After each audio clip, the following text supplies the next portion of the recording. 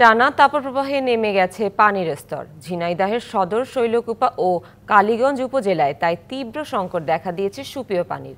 নলকূপগুলোতে ঠিকমতো মিলছে না পানি, ফলে দূর দূরান্ত থেকে পানি সংগ্রহ করতে হচ্ছে এসব এলাকার বাসিন্দাদের। এই অবস্থায় বৃষ্টির অপেক্ষায় থাকা ছাড়া কোনো সমাধান নেই বলছে জনস্বাস্থ্য প্রকৌশল বিভাগ। কারো হাতে কলসি, কারো হাতে বালতি কিংবা মগ।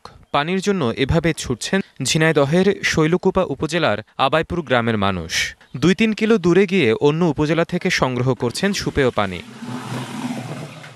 টানা তাপপ্রবাহে পানির স্তর নেমে যাওয়ায় নলকূপে মিলছে না পানি, ফলে ভোগান্তিতে সদর উপজেলা, শৈলকুপা ও কালীগঞ্জ উপজেলার বাসিন্দারা। ঢালাইয়ের দৃঢ়তা, নির্মাণে নিশ্চয়তা, প্রিমিয়ার সিমেন্ট, ঢালাইয়ের রাজা।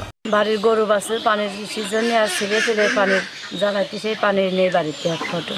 আগে খুব পানি উঠতো সব দোকানে পানি খাইতো, খাইয়া দেয়। এখন যে পানি উঠা বন্ধ হয়ে গেছে, এখন পানি ওঠে না। আমাদের কলে পানি নেই, রোদ গরমে আমরা অস্থির হয়ে যাচ্ছি। 1 কিলো দূর থেকে ওই মসজিদের সাবমার্সিবল থেকে পানি নিয়ে তারা ব্যবহার করছে।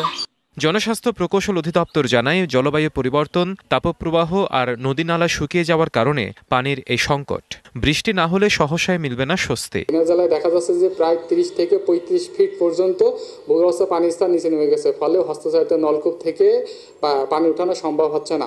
এই সমস্যা উত্তরণের জন্য প্রাকৃতিক বৃষ্টির পানির কোনো বিকল্প নেই। আমরা আশা করছি যে বৃষ্টির পানি নামলেই সমস্যার সমাধান হবে। বিকল্প ব্যবস্থায় হলো তাপপ্রবাহের সময় জনস্বাস্থ্য প্রকৌশল অধিদপ্তরের কাছে সুপেয় পানির ব্যবস্থা করার দাবি ভুক্তভোগীদের। DBC news desk.